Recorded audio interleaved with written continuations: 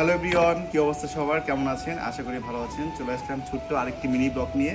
Guys, আজকে আমি এর আগের একটা ভিডিওতে বলছিলাম একটা মাটি চোলা বানাইছি। তো আজকে আমি মাটি চোলায় মাংস রান্না করব। এর জন্য তো খড়ির প্রয়োজন হবে। এর জন্য দেখেন আমি একটা পুরাতন ড্রেসিং টেবিল ছিল, এটা আমি ভাঙতেছি।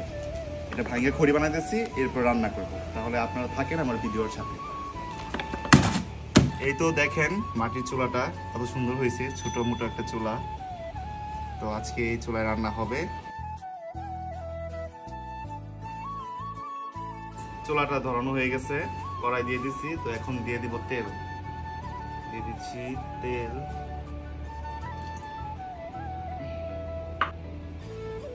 তো এখন দিয়ে দিব হচ্ছে পেঁয়াজ কুচি।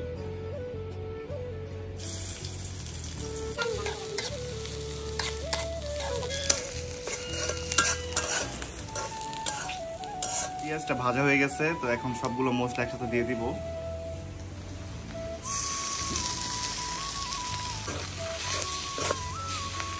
একটু পানি দিয়ে দিই।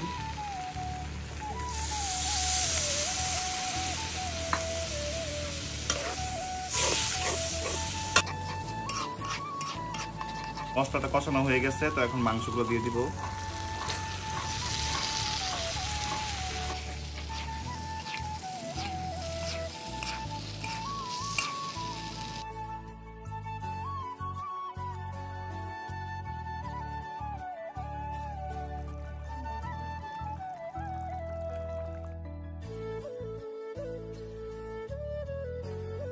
রান্নাটা কমপ্লিট হয়ে গেছে, তো এখন উপর দিয়ে হচ্ছে ধনিয়া পাতা দিয়ে দিব।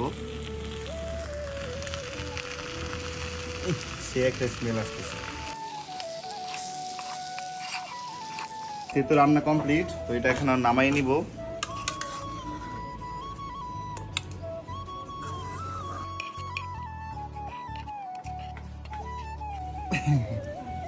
এইটা দেখেন আমার মাটির চুলায় মাংস রান্না হয়ে গেছে।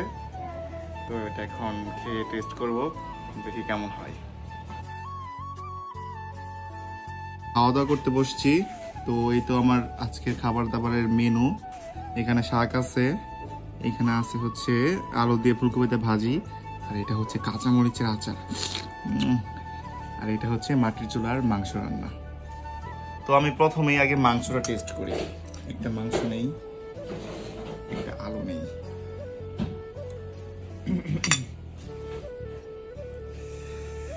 দেখেন আলুটা কত সুন্দর বলছে মাখিয়ে।